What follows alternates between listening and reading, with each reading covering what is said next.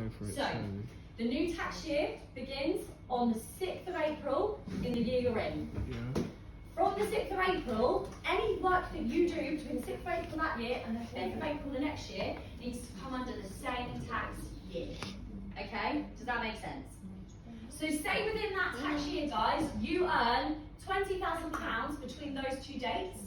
That's what you're going to say to the HMRC. I've earned 20 grand between the 6th of April 2023 and the 5th of April 2024. They'll then work out which tax bracket you're in. They'll say, okay, that puts you on this tax bracket here. You owe us 20% of that.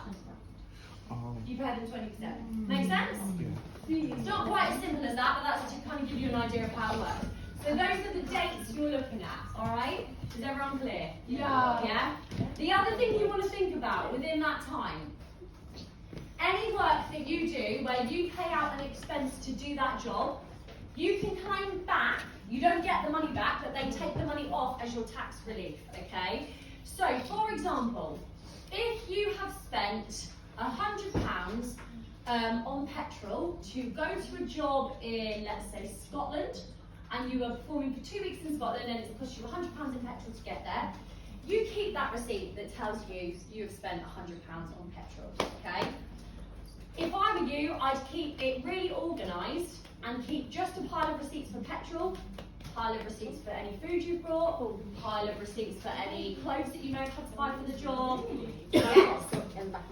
So, you can keep and claim back the things that you need for your job. My advice to you, and this is how I do it, you don't have to follow how I do it, I would get one of those folders that's got loads of different dividers in and put travel, food and drink, petrol, trains, clothing, whatever it is you need to work, okay?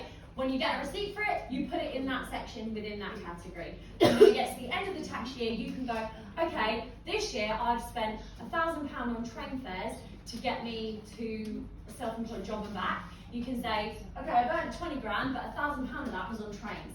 And the government will probably go, okay, yeah, fair enough. Okay, we'll take off a little bit of the money you owe us in tax to kind of almost reimburse you for that. Does that